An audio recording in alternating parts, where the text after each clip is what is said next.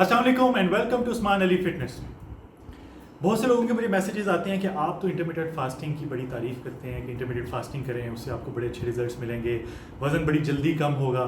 लेकिन हमने तो करके देखा, हमें तो रिजल्ट्स नहीं मिल रहे। और फिर जब मैं उनसे डिस्कस करता हूँ, कुछ बातें पूछता हूँ, तो फिर पता चलता है कि वो कहाँ कहाँ गलती कर रहे होते हैं इंटरमीडिएट फास्टिंग के दौरान।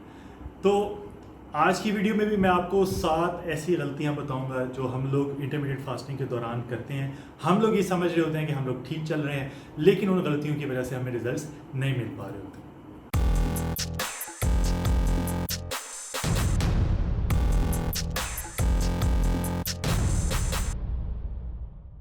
तो सबसे पहली गलती ये है कि हम जब भी वज़न कम करने का सोचते हैं और इंटरमीडिएट फास्टिंग का साथ सोचते हैं, तो हम फ़ौरन अपनी फास्टिंग विंडो को 18 घंटों पे ले जाते हैं कि हम 18 घंटे तक कुछ नहीं खाएंगे और 6 घंटों में कुछ खाएंगे। बॉडी इसकी आदी नहीं होती। अब मैं एक वीडियो में पहले भी बता चुका हूँ कि एक अच्छी अप्रोच ये होती है कि जब भी आप इंटरमीडिएट फास्टिंग शुरू करें, तो जहाँ अपने डाइट का ख्याल रखना है, वहाँ अपनी जो फास्टिंग विंडो है उसको बहुत ज़्यादा ना बढ़ाएं फ़ौरन। रात का मैंने एक तरीका बताया था कि जितने घंटे आप सोते हैं वो आपका ऑलरेडी फास्टिंग में आ जाता है, तो सोने से 1-2 घंटे पहले और जागने के 1-2 घंटे बाद तक की ये फास्टिंग रख लें। फिर आहिस्ता आहिस्ता इस फास्टिंग विंडो को बढ़ाएं। इससे क्या होगा कि आपकी body Aahista Aahista use to होगी, आपको क्रेविंग्स नहीं होंगी और बहुत कम चांसेस होंगे कि आप चीट करें। अब ज़्यादा प्रॉब्लम यही होती है कि जैसे आप एकदम 18 घंटे की फास्टिंग और 6 घंटे की ईटिंग विंडो पे आते हैं, तो 18 घंटे गुजारना बहुत मुश्किल हो जाता है। डीमोटिवेशन होती है, बहुत ज़्यादा क्रेविंग्स होती हैं और फिर अल्टीमेटली आप ट्रैक से हट जाते हैं। दूसरी गलती ये है कि लोग डेली बेसिस पे इंटरमिटेंट फास्टिंग करने की बजाय 5:2 को अपनाते हैं, यानी 5 दिन खाएं और 2 दिन आप फास्टिंग करें। अब इसकी मिसाल भी वो हमारे नबी पाक सल्लल्लाहु अलैहि वसल्लम से देते हैं, लेकिन वो बात ठीक है। जिस तरह नबी पाक सल्लल्लाहु अलैहि वसल्लम ने 5 दिन खाया और 2 दिन रोज़े रखे, या तो उस तरह करें।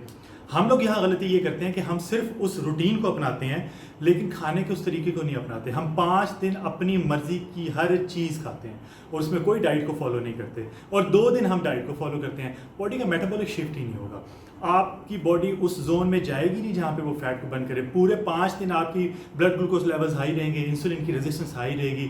2 दिन आप बिल्कुल 500, 400, 500 कैलोरीज पे आ जाएंगे, बॉडी स्टारवेशन मोड में चली जाएगी, आपका कॉर्टिसोल हार्मोन एक्टिवेट हो जाएगा, उसके लेवल्स बढ़ जाएंगे, आपकी बॉडी फैट बर्निंग करेगी नहीं, बल्कि उन 2 दिनों में भी फैट को मैक्सिमम स्टोर करेगी।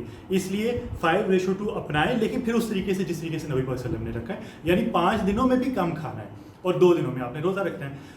अगर आपने इसको फॉलो करना है 5:2 को, तो इस तरीके से करें कि बैलेंस डाइट के साथ 5 दिन आप अपनी डाइट पे हैं अपनी, लेकिन उस डाइट में भी कैलोरी डेफिसिट में आपने रहना है, और जो 2 दिन हैं उसमें आप डेफिसिट को थोड़ा सा ज़्यादा बढ़ा लें, लेकिन फिर भी 500-600 कैलोरी तक नहीं आना।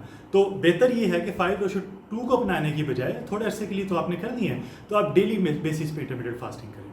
तीसरी गलती ये करते हैं कि ना जानते हुए बहुत ज़्यादा कार्बोहाइड्रेट्स की इंटेक हो रही होती है।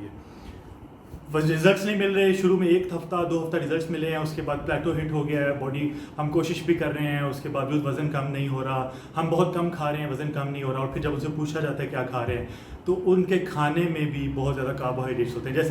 जैसे इंटरमीडिएट फास्टिंग पे आते हैं और डाइट पे आते हैं, तो रोटी और चावल तो छोड़ देते हैं, लेकिन कोई ना कोई फ्रूट्स लिया जा रहा होता है, दालें ली जा रही होती हैं, beans as a source of protein लिए जा रहे होते हैं, लेकिन ये कार्बोहाइड्रेट सोर्स है। अगर आप इनको, अब तो नेट पे हर चीज़ अवेलेबल है, आप माई फिटनेस पाल है, इस तरह की बहुत सी ऐप हैं, वहाँ पे जाके दाल, कोई भी दाल लेके उसकी ग्राम्स में लिखें, तो आगे आपको उसका ब्रेकडाउन बता देंगे मैक्रोस का, कि इसमें कार्ब्स कितने ग्राम है, प्रोटीन कितने ग्राम है, फैट्स कितने ग्राम है और वाइटामिन वगैरह कितने हैं।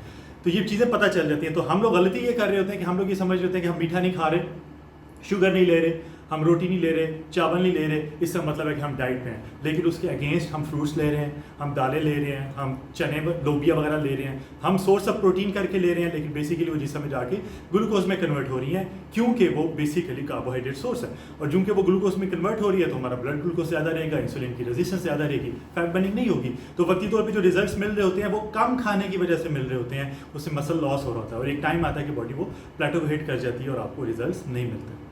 चौथी गलती ये होती है कि हम कम कैलोरीज ले रहे होते हैं, तो हमें इस चीज़ का ध्यान रखना है कि जब हम अपनी कैलोरीज को कट डाउन करते हैं तो न्यूट्रिएंट्स भी कट डाउन होते हैं। ऑब्वियसली हम कम खाना खाएंगे तो हमें कम वाइटामिन मिलेंगे, कम न्यूट्रिएंट्स मिलेंगे, तो इस चीज़ का ध्यान रखना है। एक तो डाइट बैलेंस होनी चाहिए, जैसे मैंने आपको बताया कि कार्बोहाइड्रेट्स नहीं, प्रोटीन और फैट्स लेने, हमारी बॉडी को प्रोटीन और फैट्स की ज़रूरत है। नंबर 2, चूँकि हम प्रोटीन और फैट्स भी कम मिकदार में ले रहे होते हैं, तो हमारी बॉडी को जो रिक्वायर्ड न्यूट्रिएंट्स होते हैं, वाइटामिन होते हैं, वो नहीं मिल पाते। इसके लिए 7 सप्लीमेंट्स लेना बहुत ज़रूरी है। मैं अक्सर अपनी वीडियोस में बता चुका हूँ कि आपको मल्टीविटामिन डेली बेसिस पे लेना है, omega 3 fish oil daily basis पे लेना है, विटामिन डी को बॉडी में पूरा रखना है, विटामिन B12 को पूरा रखना है। और ये सारे आपको कहाँ से मिलेंगे? कोई भी एक अच्छा सप्लीमेंट ले लें, जो मल्टीविटामिन किसी भी अच्छी ब्रांड का ले लें। तो आपने डाइट के दौरान और ख़ास तौर पर इंटरमीडिएट फास्टिंग के दौरान अपने सप्लीमेंट्स का ध्यान रखना है कि आपकी बॉडी को न्यूट्रिएंट्स पूरे मिलते रहें। पांचवी गलती ये करते हैं कि हम जब भी डाइट करते हैं तो हम फैट्स नहीं लेते। हम फैट्स को कंसिडर करते हैं कि ये वो फैट है जो हमारी बॉडी पे है, यानी ये वो चर्बी है जो हमारी बॉडी पे है।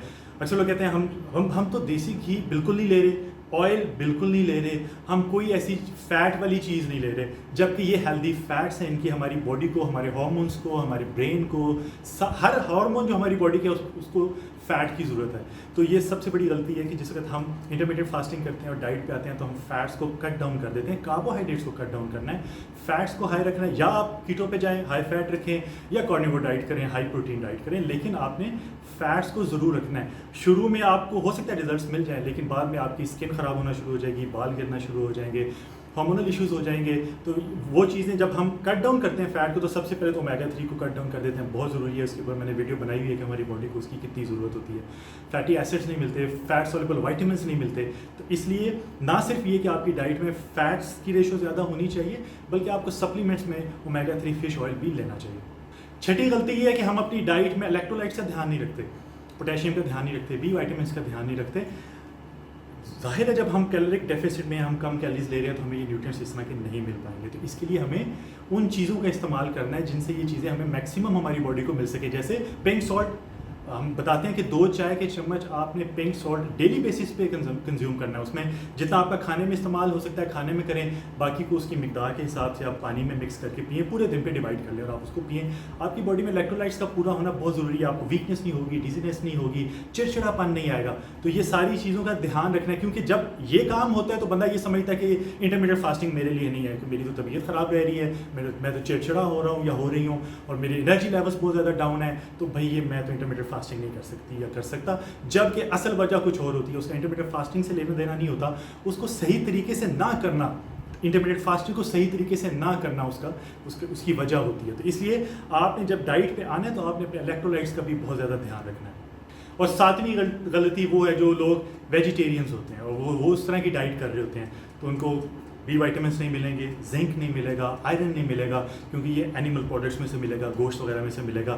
तो वो इस चीज़ का ध्यान नहीं रख रहे, तो ये समझ लेते हैं कि हम बस डेफिसिट में हैं, कम खा रहे हैं, और गोश्त वगैरह तो वैसे ही किडनीज़ के लिए बड़ा नुकसानदेह होता है, दिस एंड दैट। इसके ऊपर भी मैं एक वीडियो बनाऊँगा। तो हम वो नहीं ले रहे, हम बस वेजिटेरियन डाइट कर रहे हैं, तो हमें रिजल्ट्स मिलने चाहिए। आपकी बॉडी को जब तक आप पूरे न्यूट्रिएंट्स नहीं मिलेंगे, विटामिन्स नहीं मिलेंगे, आपकी बॉडी सही तरीके से काम नहीं करेगी। बॉडी को अल्लाह सुब्हान ताला ने एक मशीन बनाया, ये मशीन की तरह काम करती है। तो मशीन का हर पुर्जा तब काम करेगा जब उसको उसकी रिक्वायर्ड चीज़ मिलेगी। तो इसलिए अगर आप वेजिटेरियन भी हैं तो आपको सप्लीमेंट साथ लेने हैं, जिसमें से आपको आयरन मिल जाए, आपको जिंक मिल जाए, बी विटामिन्स मिल जाए, तब आपकी बॉडी सही तरीके से रिस्पॉन्ड करेगी। तो ये थी हमारी आज की वीडियो। मुझे उम्मीद है कि ये वीडियो आपको पसंद आई होगी। आपके बहुत से कॉन्सेप्ट्स इंटरमीडिएट फास्टिंग को लेके यहाँ से क्लियर हो चुके होंगे। अगर ये वीडियो पसंद आई है तो इसको लाइक कर दें, शेयर कर दें, बाकी लोगों का फ़ायदा हो। कमेंट बॉक्स में अपनी राय का ज़रूर इज़हार कीजिएगा और प्लीज़ मेरे चैनल को भी सब्सक्राइब कर दें। बहुत जल्द एक नई वीडियो के साथ हाजिर होऊंगा। अपना ख्याल रखिएगा। अल्लाह हाफ़िज़।